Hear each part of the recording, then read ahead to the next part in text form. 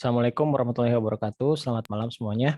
Waalaikumsalam warahmatullahi wabarakatuh. Assalamualaikum warahmatullahi wabarakatuh. Warahmatullahi wabarakatuh. Waalaikumsalam warahmatullahi wabarakatuh. Ya, alhamdulillahirrahmanirrahim. Malam ini kita bisa berkumpul di Zoom meeting ini. Malam hari ini kita akan membahas tentang use case ya. Kita sudah mulai masuk ke UML-nya. Nah, minggu kemarin kan kita sudah bahas tentang software requirement ya. Software requirement, cara-cara kita mencari informasi tentang kebutuhan dari software itu sendiri gitu. Nah, lalu selanjutnya adalah proses modelingnya. Jadi proses modeling kita ketika informasi itu sudah dikumpulkan secara baik, maka dilanjutkan dengan proses modeling, di mana proses modeling ini sebetulnya ada beberapa cara.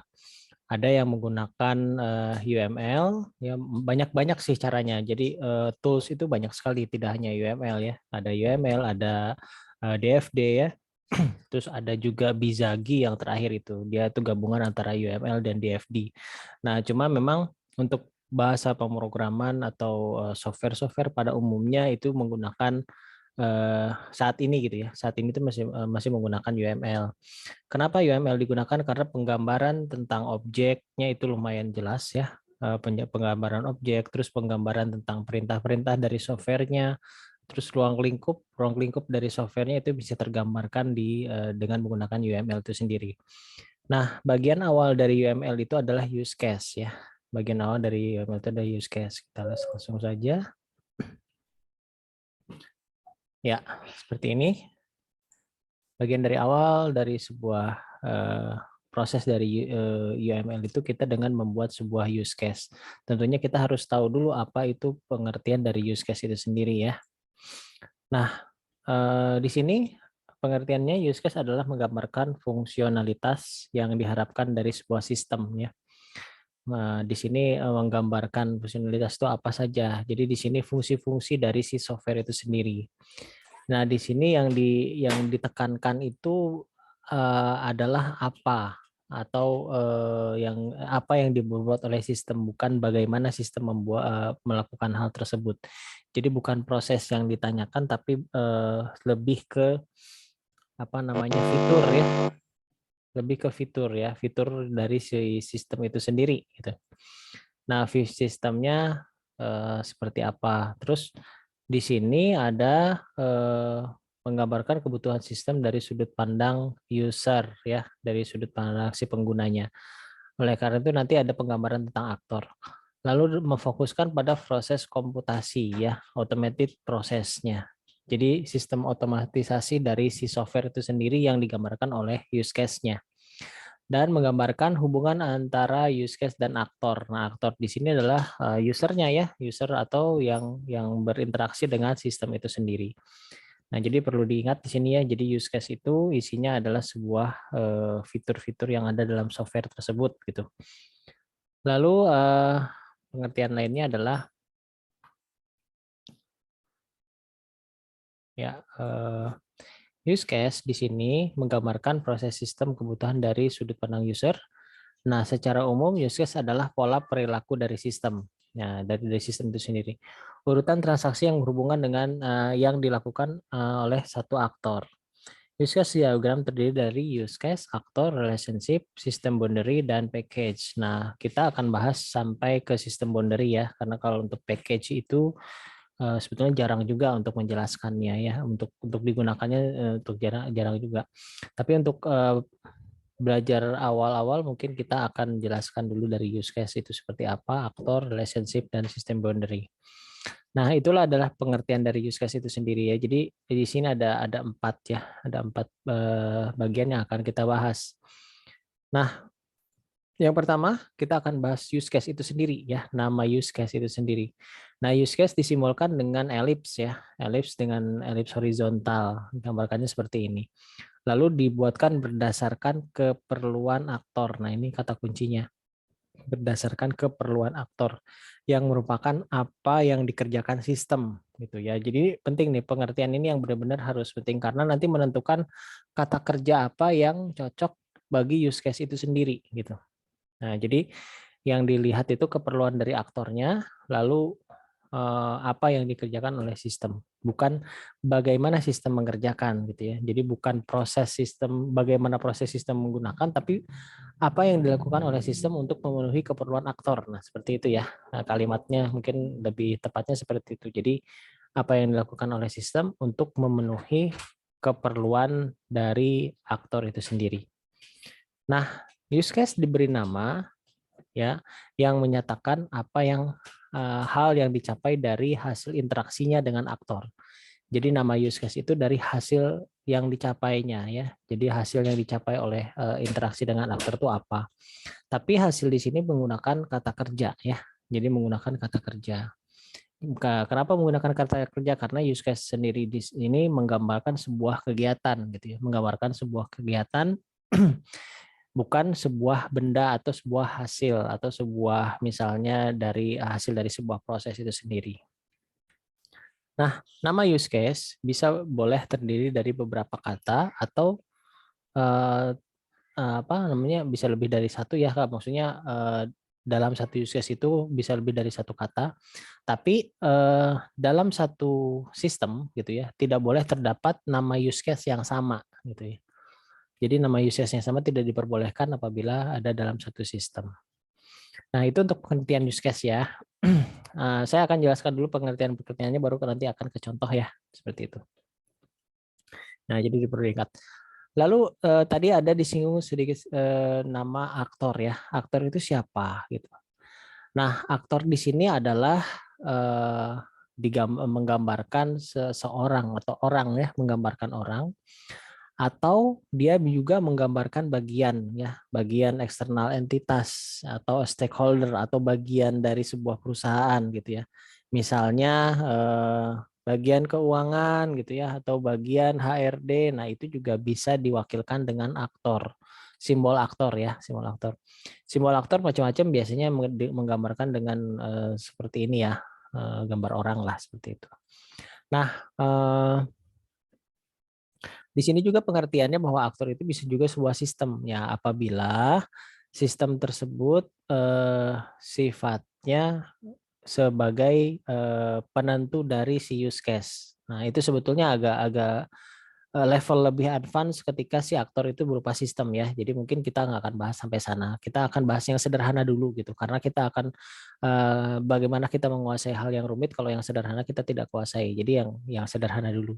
Nah, yang sederhana dulu saya akan batasi pembahasannya dari si aktor itu adalah orang ya atau bisa juga berupa bagian atau misalnya kayak kepala bagian kayak gitu. Jadi lebih ke orang lah gitu. Nah, tentunya si aktor ini juga menggunakan kata benda ya, karena di sini kan mewakili orang. Lalu di sini aktor memberikan aksi gitu. Aksinya bisa memberikan input ya, atau aktor itu juga bisa menerima informasi dari sistem. Jadi dia bisa sebagai pemberi input atau penerima output. Nah, aktor ini menggambarkan sebuah tugas atau peran ya, yang bukannya posisi atau sebuah jabatan gitu. Jadi perannya dalam sebuah sistem itu apa? Makanya disebutnya sebagai aktor. Setiap aktor itu pasti memiliki peran. Nah, jadi tugasnya dalam sistem itu sendiri seperti apa, dalam software itu sendiri seperti apa. Jadi sudut pandangnya seperti itu. Nah, itulah pengertian antara aktor dan use case ya. Nah, kemudian aktor tidak boleh ada komunikasi antar aktor. Jadi kalau misalnya ada dua aktor lebih ya, ada dua atau lebih, setiap aktor itu tidak bisa berkomunikasi secara langsung. Jadi dia harus melalui sistem karena memang aktor di sini adalah sebuah peran ya, maksudnya aktor ini memiliki sebuah peran terhadap sistem. Tapi dia tidak bisa berhubungan langsung dengan aktor yang lain tanpa ada hubungan dengan sistem. Karena kan yang digambarkan adalah sebetulnya interaksi antara aktor dan sistem ya, dan sistem itu terdiri dari use case. Nah, ada apa namanya? Indikasi atau sistem untuk sebuah aktor yang merupakan sebuah sistem juga. Jadi aktor itu tadi bisa disebut sebagai orang atau juga bisa sistem juga. Atau bisa juga aktor itu berupa time, ya berupa waktu itu juga bisa. Ya, yang mengindikasikan schedule event itu juga bisa. Nah, letak dari aktor itu berada di sebelah kiri yang paling utama, aktor utama. Sementara kalau misalnya melihat aktor yang di sebelah kanan itu adalah aktor yang respon ya, merespons hasil dari aktor yang ada di sebelah kiri. Nah, kita mungkin tidak akan membahas aktor sistem dan aktor time ya, karena ini lumayan membingungkan ya, membingungkan bagi yang baru pertama kali mempelajari use case di UML. Jadi akan saya batasi bahwa si aktor itu adalah orang ya, dan atau suatu subbagian dari sebuah perusahaan. Jadi lebih jelas gitu si penggambarannya. Nah, letak aktor di sini tentunya sebelah kiri ya, tadi sudah dijelaskan. Dan yang sebelah kanan itu adalah responnya. Nah, sekarang kita jelaskan tentang hubungan antar use case-nya dan hubungan antar aktor itu juga sebetulnya bisa dilakukan hubungan secara tidak langsung melalui use case ya. Nah, hubungan antar use case ya atau hubungan yang terjadi antar aktor itu bisa dijelaskan menggunakan asosiasi. Nah, asosiasi ini ada dua jenis sebetulnya ya, asosiasi yang terjadi antar use case atau asosiasi yang terjadi antar use case dan aktor. Nah, sementara yang dua lagi generalisasi atau inheritance antar use case. Nah, di sini yang keempat adalah generalization atau inheritance dari antar aktor. Nah, apa itu generalisasi atau generalization? Itu adalah keturunan ya, turunan gitu, turunan dari use case-nya. Jadi kalau disebut inheritance antara use case berarti ada turunan dari use case-nya. Terus kalau disebut inheritance dari aktor berarti ada turunan dari aktornya, seperti itu. Nah, tapi sebetulnya asosiasi itu sendiri hanya yang menyatakan hubungan data atau perintah, harus data itu digambarkan dengan asosiasi antar aktor dan use case dan atau asosiasi antar use case. Nah, sekarang kita ke teknisnya. Di sini ada asosiasi aktor dan use case. Jadi hubungan antara aktor dan use case. Di sini ujung panah pada asosiasi antar aktor dan use case mengindikasikan siapa ya, siapa atau apa yang meminta interaksi dan bukan yang mengindikasikan minta indikasi dan bukannya mengindikasikan aliran data. Jadi si panah ini sebetulnya bukan indikator dari aliran data, tapi dia lebih kepada instruksi gitu ya, instruksi yang diberikan oleh si aktor itu sendiri. Nah, sebaiknya menggunakan garis tanpa panah untuk asosiasi antara aktor dan use case karena biasanya ya aliran perintah itu selalu bolak-balik ya. Selalu bolak-balik. Jadi tidak ada istilahnya perintah panah dua kali kayak gitu kalau di use case. Jadi digambarkannya dengan panah tanpa maksudnya garis tanpa panah. Nah, garis tanpa panah itu bisa diartikan bahwa perintahnya itu bisa bolak-balik atau interaksi yang terjadi itu bolak-balik gitu. Nah, sementara kalau interaksi satu panah, asosiasi aktor dan use case yang menggunakan panah terbuka untuk mengindikasikan bila aktor berinteraksi secara pasif dengan sistem Anda. Artinya, dia hanya memberikan perintah saja ya, tapi tidak bereaksi terhadap instruksi dari reaksi dari sistem itu sendiri. Jadi istilahnya perintahnya satu arah lah, satu arah dari si use case-nya gitu. Ya, atau juga dia bisa hanya sebagai penerima saja bisa seperti itu. Jadi ada satu yang pasif, ada yang satu yang aktif kalau menggunakan panah. Nah, jadi nanti kita lihat prakteknya seperti apa ya. Nah, tadi dijelaskan asosiasi antar aktor dan use case. Sekarang asosiasi antar use case. Nah, asosiasi antar use case itu ada dua ya. Yang pertama include, yang kedua adalah extend. Ini yang saya bahas include dulu ya. Include di sini termasuk ke dalam use case atau termasuk di dalamnya use case lain atau required atau diharuskan. Jadi di sini sebuah use case dinyatakan include berarti itu prasyarat bagi use case yang ditunjuknya gitu.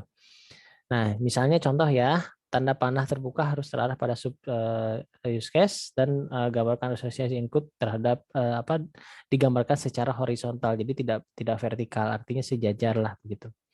Misalnya begini, contoh di sini ada use case buka rekening. Jadi ada perintah dari nasabah untuk membuka rekening di sini menggunakan software, menggunakan aplikasi. Nah, ketika membuka rekening itu pasti mencatat data pribadi ya. Nah, sementara proses buka rekening dengan proses data pribadi itu dua proses yang berbeda. Nah, jadi ketika sudah kalau mau buka rekening dia harus mencatat data pribadinya dulu. Berarti ada satu proses yang harus dilewati dulu. Nah, itu disebut sebagai catat data pribadi ini bisa disebut sebagai use case include ya, use case include bagi si use case pembukaan rekening. Nah, artinya pembukaan rekening tidak akan jalan apabila use case ini tidak dijalankan. Artinya fitur daripada software itu tidak akan berjalan untuk membuka rekening apabila fitur dari pencatatan data pribadi tidak dijalankan. Nah, oleh karena itu nanti prosesnya memang manahnya ke sini, tapi secara tidak langsung dari sini tuh langsung terbuka ke sini. Jadi dia diarahkan ke sini dulu, aktor itu akan diarahkan ke sini dulu. Setelah ini selesai, baru dia bisa melakukan perintah selanjutnya seperti itu. Nah, terus contoh lagi yang lain, misalnya begini ya. Register of course, ada logon validation, ada maintain kurikulum. Untuk register sebuah kursus ya atau nge-maintain kurikulum ini merupakan include bagi sebuah logon validasi ya. Validasi logon itu sama seperti itu. Jadi penulisannya seperti ini. Namun di sini memang ada sedikit perbedaan penulisan ya. Nah, kalau saya sih sebaiknya jangan ditulisnya seperti ini. Arti kata-katanya tetap harus berada di dalam ya. Jadi ini penulisan yang kurang tepat ya. Yang tepat itu adalah dia penulisannya ada di dalam, bukan di luar seperti ini ya. Itu lalu panahnya juga tidak tertutup seperti ini ya. Jadi mau tidak sembarangan menulis use case, ada artinya. Kalau ditutup seperti ini artinya inheritance gitu. Berbeda gitu. Makanya di sini saya sajikan mana yang betul dan yang salah untuk penulisan use case. Kalau ini penulisan yang betulnya seperti ini, kalau penulisan yang kurang tepatnya seperti ini. Jadi panahnya tidak boleh tertutup seperti ini. Dan tulisannya tidak boleh di luar, harus ada di dalam gitu. Nah, sekarang ke asosiasi yang kedua yaitu extend ya. Nah, kalau extend itu perluasan dari use case lain jika kondisi atau syarat terpenuhi ya. Extend itu seperti itu. Nah, extend ini dia bisa disebut sebagai use case opsional atau bisa dilakukan atau tidak ya. Seperti contoh ya di sini ya.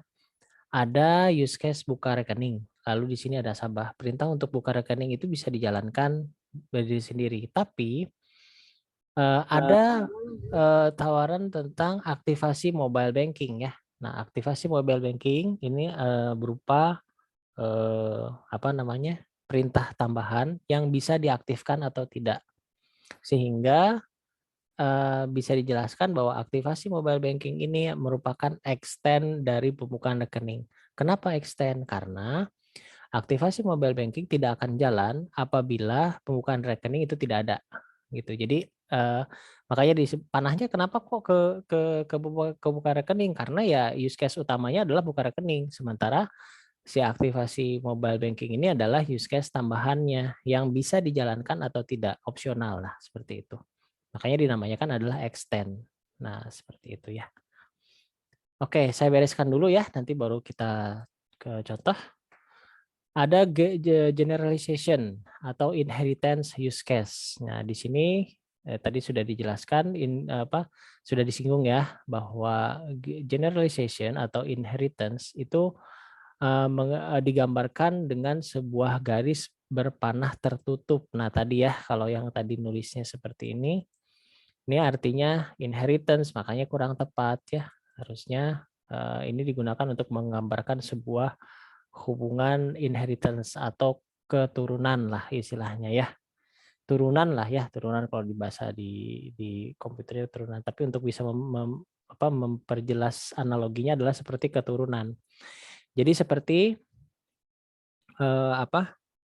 ibaratnya adalah dia mirip tapi ada sesuatu yang berbeda gitu. Nah, contohnya seperti ini. Ini ada aktor nasabah, dia bisa melakukan pembukaan rekening ya. Nah, pembukaan rekening itu ada pilihan untuk pembukaan deposito. Nah, berarti ini opsional ya. Iya betul, use case untuk deposito opsional. Tapi kenapa kok panahnya panah inheritance ya, bukan panah yang extend kayak tadi gitu ya?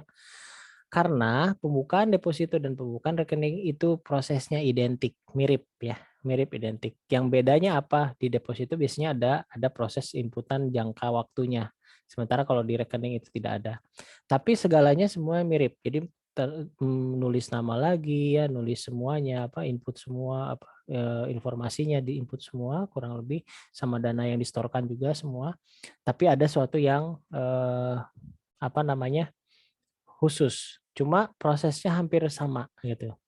Nah, itu bedanya antara inheritance dengan extend. Kalau extend itu bisa suatu proses yang sangat berbeda gitu dengan si use case induknya. Sementara kalau ini use case apa induknya buka rekening, nah deposito itu bisa merupakan turunan dari use case pembukaan rekening karena mirip ya prosesnya.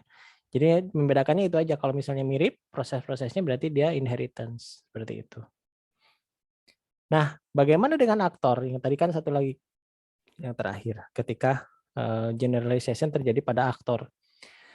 Nah, di sini generalisasi terjadi pada aktor itu adalah sama turunan juga ya, turunan dari aktor sebelumnya, tapi bukan terjadi komunikasi karena ini turunan. Nah, seperti contoh di gambar ini ada student dan ada international student. Student dan international student itu identik ya. Nah, tapi ada bedanya, ada field-field yang berbeda. Jadi kita membayangkannya di komputer ya, membayangkannya di field-field database komputer ya. Kalau misalnya di student dengan international student, perbedaan paling jelas adalah kalau di local student ini paling informasinya adalah seperti KTP ya, ID-nya gitu. ID-nya adalah sebuah KTP. Sementara kalau di international student pasti ID-nya berupa visa atau paspor ya. Nah, seperti itu. Nah, tapi kesananya semuanya mirip ya. Mungkin yang berbeda mungkin asal negara seperti itu atau asal sekolah kayak seperti itu ke international student. Tapi dengan si aktor student itu mirip gitu, mirip cuman merupakan turunan dari si international student. Nah, itu yang terjadi ya kalau misalnya terjadi apa namanya inheritance turunan.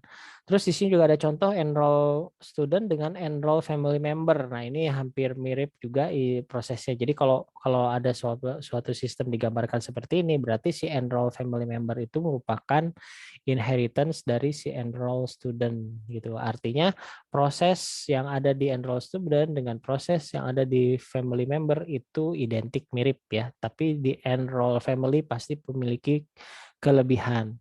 Jadi ibaratnya sama aja seperti induk dan keturunannya gitu ya. Kalau keturunannya pasti memiliki ciri khas khusus, tapi dia juga membawa sifat dari induknya seperti itu. Jadi konsepnya seperti itu kalau untuk object oriented programming.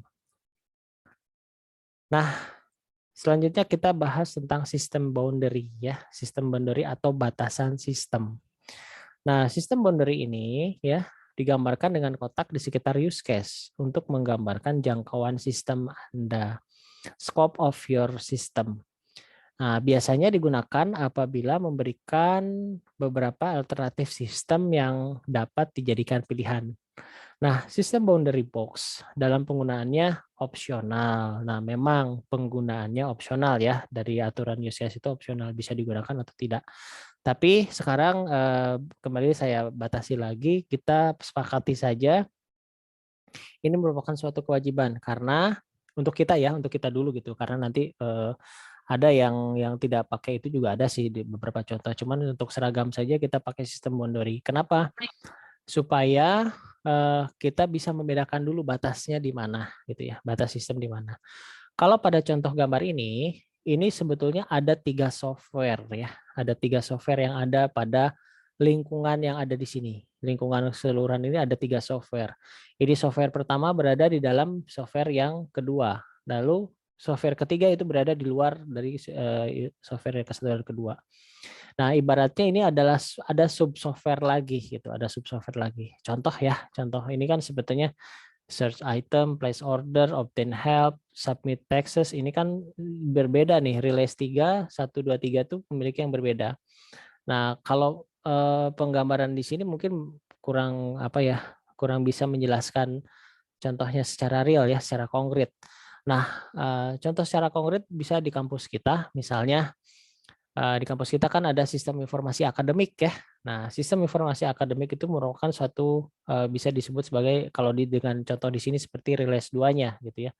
Nah, di mana di dalamnya itu ada sub-sub sistem lagi, sub-sub aplikasi lagi seperti aplikasi pencatatan absen ya, absen online. Nah, itu masuk ke dalam apa ke dalam SIMAK Wastu ya, ke dalam sistem informasi akademiknya. Jadi berada di dalam lingkungan itu.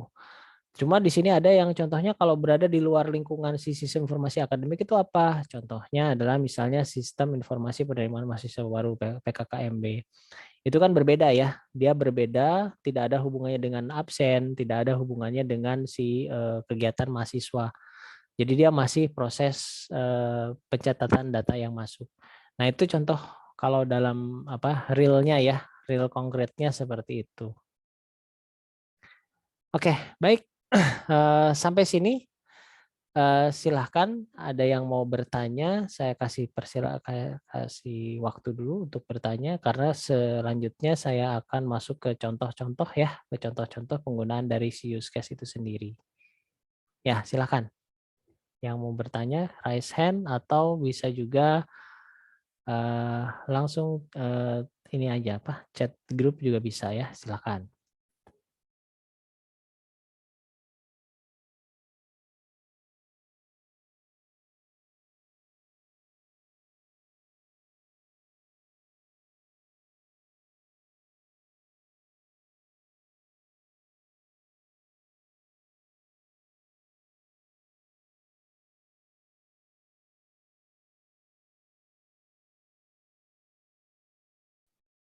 Ya, gimana? Tidak ada yang bertanya? Apa cukup jelas? Pemahamannya cukup jelas untuk yang tadi saya jelaskan? Pak, Ya. izin bertanya Pak. Silakan. Untuk aktor ya Pak, itu visualisasinya kan berbentuk manusia gitu Pak. Ya. Apakah ada standarisasinya gitu Pak, berbentuk apa gitu? Berbentuknya harus begitu gitu. Iya, standarisasinya memang berbentuk seperti itu sih, seperti yang gambar tadi ya, orang kayak begitu, atau ya paling tidak menggambarkan inilah gambar orang lah seperti itu. Standarisasinya seperti itu. Cuman nggak juga dikasih gambar yang seperti ada foto kayak gitu, kayaknya enggak sih. Jadi lebih ke simbol ya, simbol bahwa itu adalah orang seperti itu. Ya, karena memang di beberapa software ya, di beberapa aplikasi ada yang penggambaran adaptornya nggak seperti yang tadi saya gambarkan gitu. Ada juga ya kayak di Visio gitu ya, yang tadi nih. Ya, ini saya coba share lagi. Nah, ini aktornya kalau yang tadi ada yang seperti ini kan penggambaran aktornya, tapi ada juga yang seperti ini. Nah, sama aja. Intinya sama, ini sebetulnya hanya dari si software yang kita buat pakai apa. Kalau ini saya bikin pakai Visio, kalau yang ini pakai software untuk use case apa itu saya lupa lagi namanya. Pokoknya ada lagi softwarenya gitu. Nah, ini memang agak sedikit berbeda tapi tidak masalah, yang penting memang tujuannya sama ya. Seperti itu. Cuman nggak juga ganti jadi gambar atau foto ya, nggak juga gitu, tetap aja aktor dianggap sebagai disimbolkan seperti orang lah, seperti itu. Oke, mungkin itu ya deh ya. Ada lagi yang mau ditanyakan? Baik Pak, terima kasih Pak. Ya, silakan siapa yang mau bertanya lagi? Sebelum saya lanjutkan ke contoh-contohnya ya.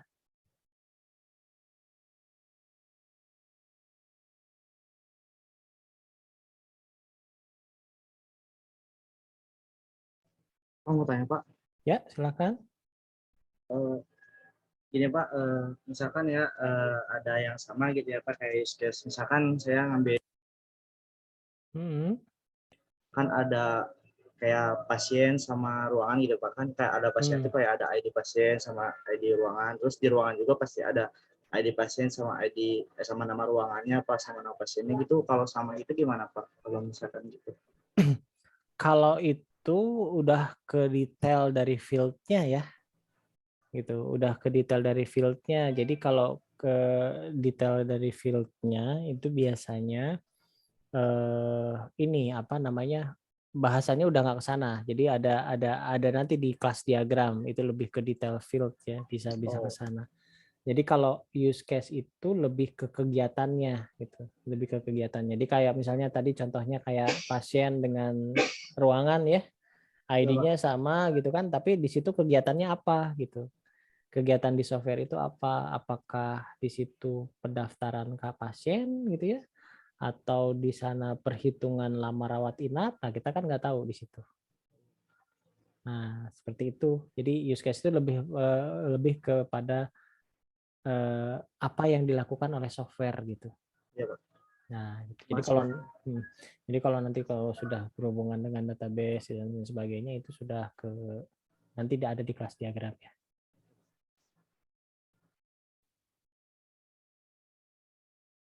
Oke.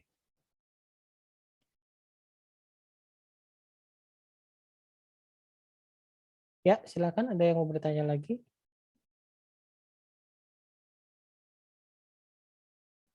Oke, kalau tidak ada, saya lanjutkan sedikit ya. Ada contoh-contoh ya dari kasus-kasus use case yang ada ya. Nah, ini contoh yang pertama. Contoh misalnya penjelasan tentang use case absen ya. Nah, di sini ada kegiatannya. Use case absen ini ada kegiatannya berupa cetak rekap absen dan input data harian absen. Itu ada 2 use case di sana. Nah, di sini ada deskripsi use case absen.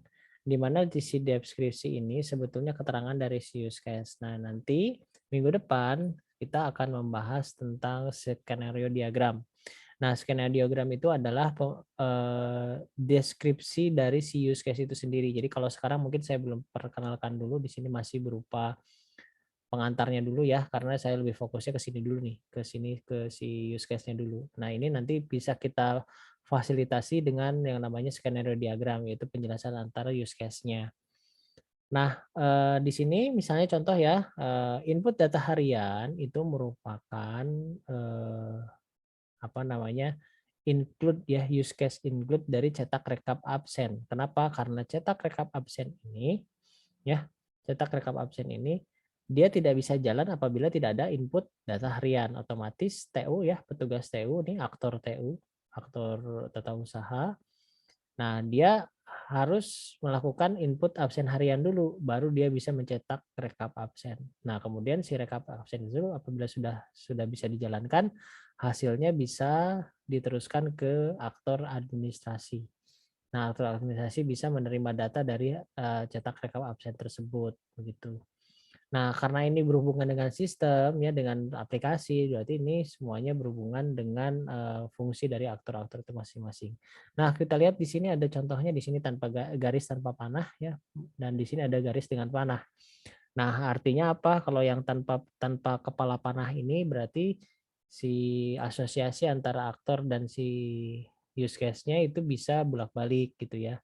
Nah, tapi kalau yang pengertian seperti ini, nah berarti di sini si administrasi dia hanya bersifat menerima saja, ya, menerima informasi saja. Sementara yang melakukan prosesnya sebagian besar adalah ini, karena kan sistem melakukan cetak absen nih, setelah cetak itu bisa diakses oleh si administrasi. Jadi hanya mengakses saja tanpa menginput data gitu, hanya mengakses si rekap absen tersebut. Nah, contohnya seperti itu. Nah, ini keterangan-keterangan dari use case-nya. Ada nama use case-nya, ada aktornya siapa aja disebutkan, terus ada deskripsinya. Ya, deskripsinya apa? TU mencetak rekap absen, kemudian diserahkan kepada administrasi. Nah, jadi di sini sebuah kegiatan ya. Nah, mencetak di sini sebuah kegiatan. Nah, ini juga bisa menggambarkan sebuah sistem yang offline ya, atau bisa juga online. Kalau online kan berarti di forward ya, tinggal mencetak ya.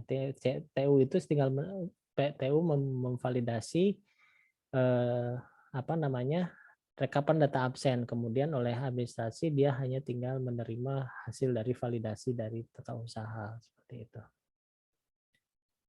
Oke. Contoh yang lain, misalnya ada use case rekap biodata pegawai. Di sini juga sama. Contohnya berupa include ya.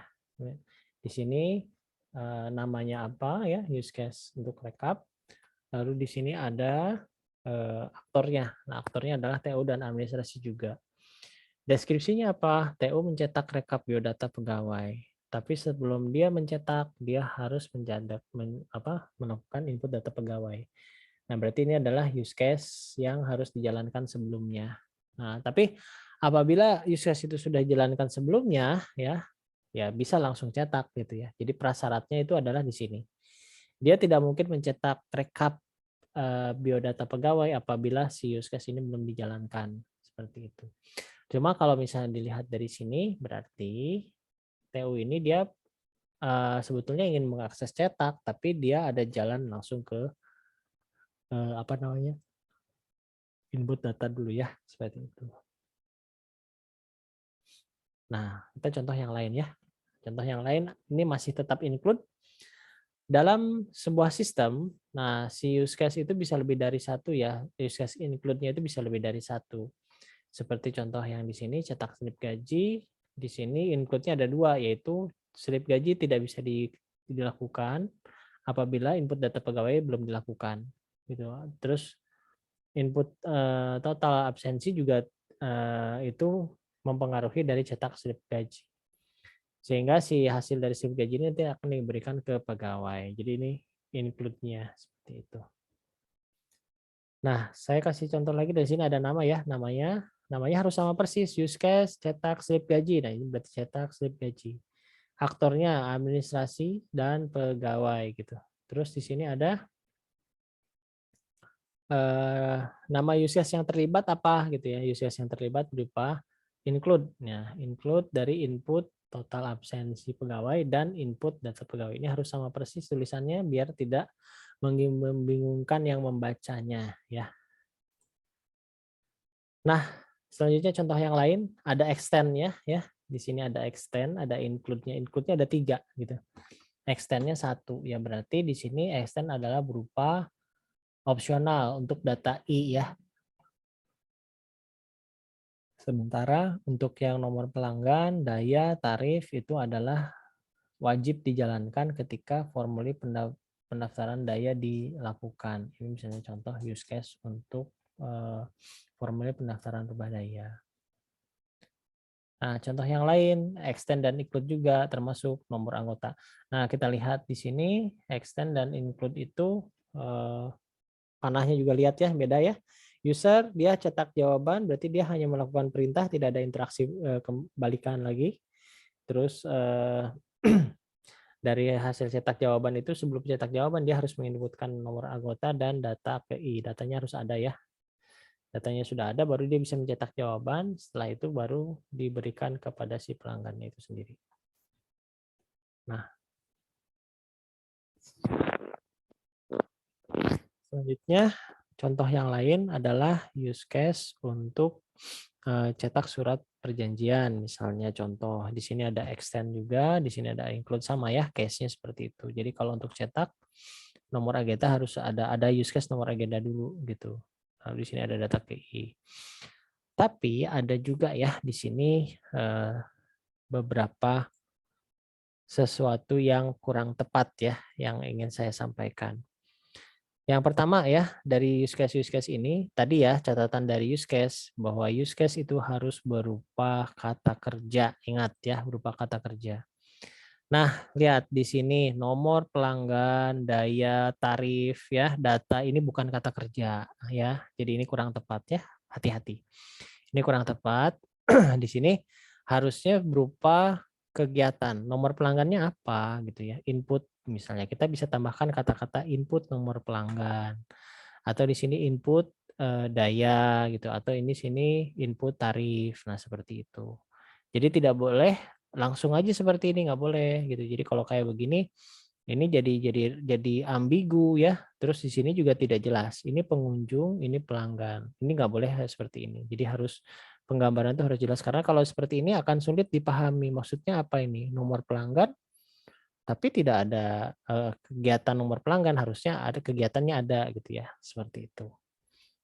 Nah, yang berikutnya juga sama. Ada nih nomor agenda juga ini bukan kata kerja ya, tapi kata benda. Itu juga kurang tepat. Kalau justru di sini kata kerja, di sini juga sama kata benda. Ini kurang tepat. Kalau ini sudah lumayan lebih baik. Nah, seperti itu.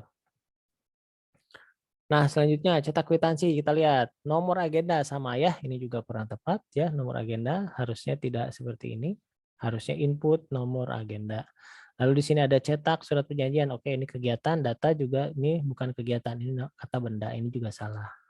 Seperti itu. Nah, sama selanjutnya ada cetak kwitansi. Mana lagi ya? Cetak kelihatan yang salahnya ini ya. Nomor agenda kurang tepat ya karena harusnya kata kerja. Cetak kwitansi oke, kata kerja di sini kata benda. Jadi 3 use case ini kurang tepat penulisannya gitu. Penulisannya kurang tepat. Nah, lalu di sini panahnya sih sudah benar ya, bisa seperti ini. Panahnya udah benar, ini juga panahnya udah benar seperti itu. Jadi hanya penulisan dari use case-nya hati-hati dia harus berupa kata kerja seperti itu. Sama use case untuk cetak perintah. Nah, di sini juga ada nih nomor kwitansi itu merupakan bukan kata kerja. Jadi di sini juga bukan kata kerja bawahnya. Nah, data perintah kerja juga sama, ini bukan kata kerja. Jadi ini kata benda, kata benda, kata benda. Nah, ini nggak bagus untuk dipakai use case. Bukan nggak bagus, memang salah aja ya. Jadi pemahamannya nanti blur gitu. Jadi nggak jelas bagi yang bacanya gitu. Karena nomor kwitansi itu apa? Kegiatan apa? Sementara kita sepakat bahwa use case itu menggambarkan sebuah kegiatan. Seperti itu. Baik, sampai sini ada yang mau ditanyakan tentang use case? Apakah cukup jelas? Silahkan.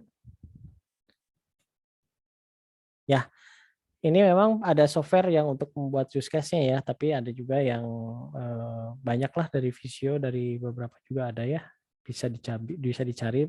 Intinya sebetulnya simbol-simbolnya kurang lebih sama gitu, kurang lebih sama. Itu.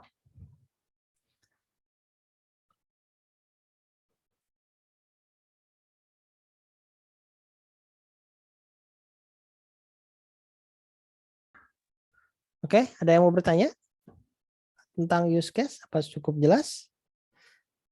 Inheritance ya, terus asosiasi, penamaan use case itu hal-hal yang penting ya, yang nggak boleh dilewatkan.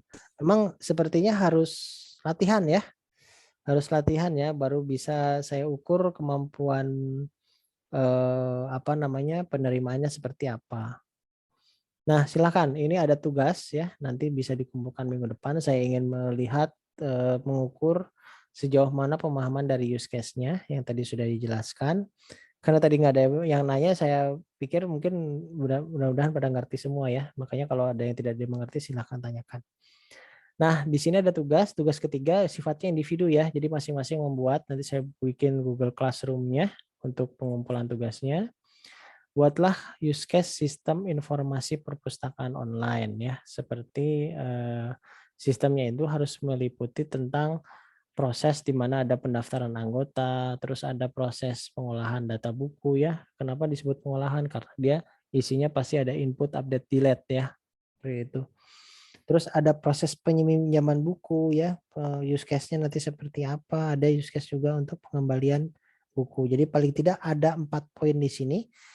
Nah, masing-masing poin ini bisa lebih dari satu use case-nya ya. Maksudnya peminjaman buku dia juga bisa menghasilkan inheritance ya, atau bisa juga menghasilkan include atau extend ya, seperti itu. Nah, begitu ya. Nah, tugasnya dikirimkan nanti di Google Classroom paling lambat hari Selasa ya. Nanti saya buat Google Classroom-nya.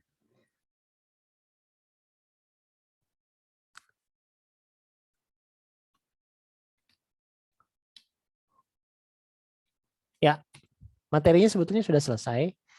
Mungkin kita masuk ke sesi tanya jawab. Silahkan yang mau bertanya tentang use case atau proses yang ada tadi, silahkan. Masih ada waktu, kita masih banyak banget nih waktunya ya sebetulnya.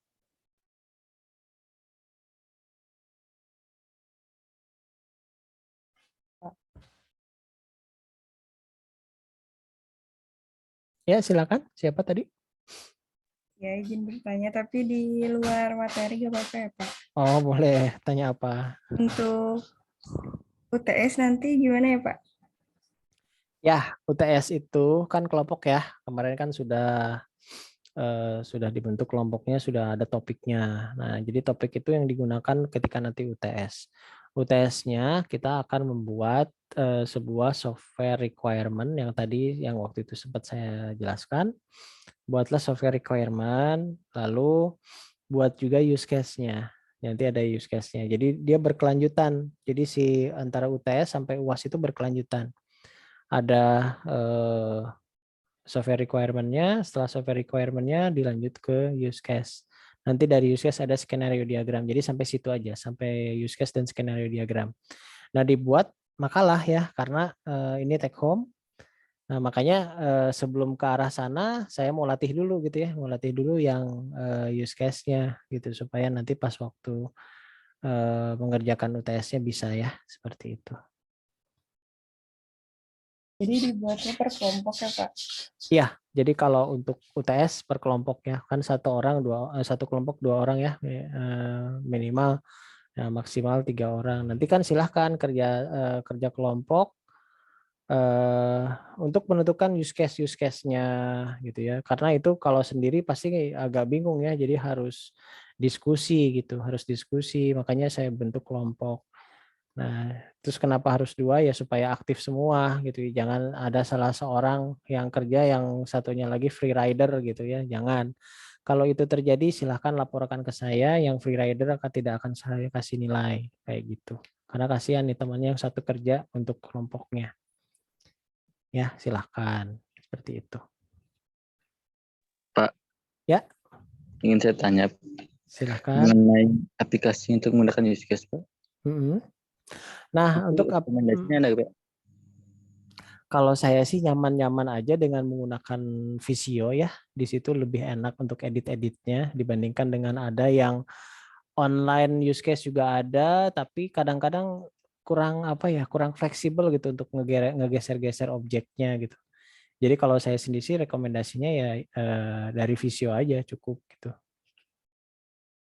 Seperti itu. Kalau untuk yang lebih hampang ada nggak pasien Visio, Pak? Yang lebih kayaknya Visio juga udah udah ringan ya. Kalau nggak salah nggak terlalu berat kalau Visio. Justru yang lain agak-agak berat gitu ya. Nah, memang ada yang lebih ringan itu yang online biasanya. Yang online itu dia ringan gitu. Seperti itu. Bisa saja pakai yang online, nggak apa-apa sih. Cuman yang penting simbol-simbolnya bener gitu aja sih. Ya. Pakai Draw.io juga boleh, Pak ya? Gimana? Pakai Corel Draw? Pakai Draw.io, Pak. Oh, Draw. Draw.io bisa tuh. Draw.io bisa. Itu untuk memang untuk software engineering ya. Ya, ada Bisa. UML-nya di situ, Pak. Ada Betul. ininya juga, flowchart juga, Pak. Nah, cuman pastikan pakai software software boundary-nya ya. Biasanya ada yang nggak pakai langsung gitu. Itu nanti beda pemahaman lah gitu. Jadi lebih baik pakai yang, maksudnya kalau pakai Draw.io tapi tetap digambarkan si software boundary-nya gitu ya.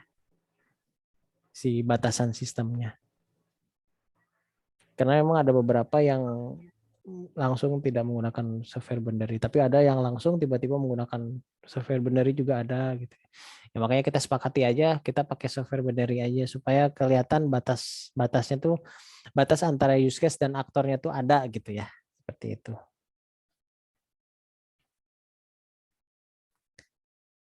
Oke, ada lagi yang mau bertanya? Nah, untuk tugas karena ini latihan ya, silahkan biasalah ditulis tangan aja ya, karena lebih simple lah, karena saya ingin lihat lebih ke pemahaman si use case-nya. Silakan ditulis tangan, biasa difoto juga ya dari si use case-nya, dan ini juga tidak terlalu rumit ya use case yang dibuat. Nanti minggu depan saya akan bahas use case-nya tersebut seperti apa. Use case yang tadi yang ditugaskan kita akan bahas, sekaligus kita akan latihan juga ya. Kita akan latihan untuk lebih ya istilahnya bisa mengukur sampai sejauh mana penguasaan dari si use case-nya. Kenapa ini sampai 2 kali atau sampai ada latihannya? Karena si use case ini akan menentukan proses selanjutnya. Jadi kalau si penggambaran use case-nya kurang tepat, nanti ketika udah masuk ke activity diagram, terus sequence, apalagi kelas diagram, itu jadi nggak nyambung. Nah itu yang jadi bahaya ya. Makanya si pemahaman use case-nya harus benar-benar bagus dulu gitu. Seperti itu. Oke, ada lagi yang mau bertanya? Silahkan. Untuk tugasnya jelas ya? Atau ada yang mau bertanyakan dari tugasnya?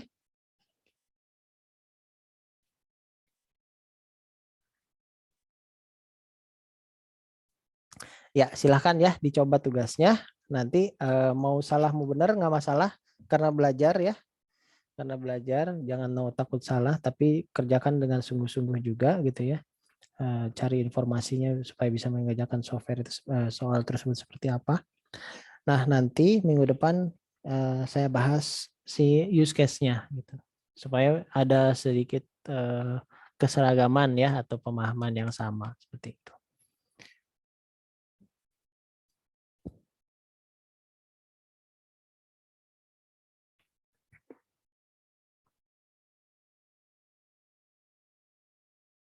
Oke, tidak ada yang bertanya ya?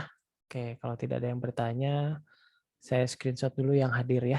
Silahkan open cam-nya. Saya screenshot dulu yang hadir malam ini, silahkan.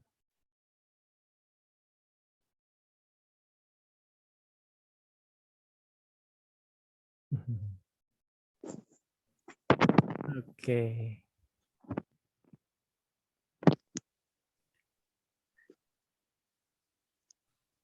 Ya, kita screenshot ya. Siap, 1, 2, 3.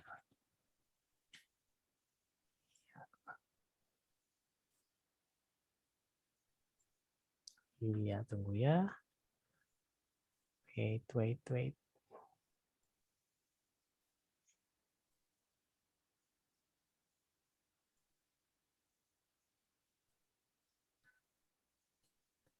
Oke, sekali lagi untuk yang halaman 2-nya, silakan.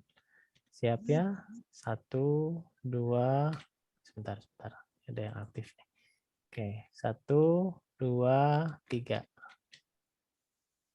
Iya. Oke, mantap. Sip.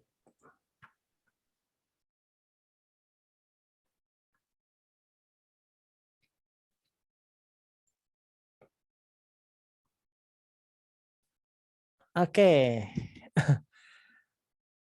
Ada lagi yang mau bertanya atau sudah cukup? Sudah cukup mengerti? Mudah-mudahan bisa dimengerti. Silakan ya, tugasnya dikerjakan. Kalau ini sifatnya apa namanya?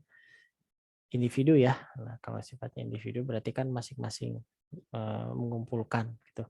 Kalau yang kelompok itu hanya yang kemarin dan UTS sama UAS nanti gitu.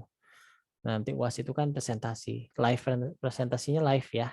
Tapi waktunya juga tidak lama, paling lama 10 menit lah, 5 sampai 10 menit untuk menjelaskan presentasinya.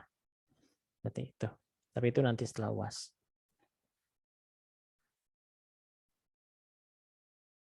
Oke, tidak ada lagi bertanya? Sepertinya sudah pada lowbat atau gimana, nggak ngerti ini. Pada diem semua, entah bingung apa yang mau ditanyain.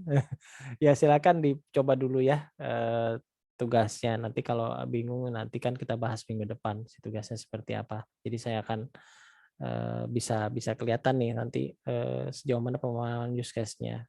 Ya. Oke, kalau sudah tidak ada lagi yang mau bertanya, sepertinya saya tutup saja perkuliahan malam hari ini ya. Terima kasih sudah mengikuti perkuliahan online di malam hari ini. Saya ucapkan terima kasih juga atas partisipasinya sudah meluangkan waktu ya. Nah, saya minta maaf, mohon maaf apabila ada kekurangan atau sesuatu hal yang kurang berkenan. Sampai ketemu lagi minggu depan. Sekian dari saya. Wassalamualaikum warahmatullahi wabarakatuh. Waalaikumsalam warahmatullahi wabarakatuh. Baik, saya Terima kasih, close Pak. ya. Iya, sama-sama. Saya close ya.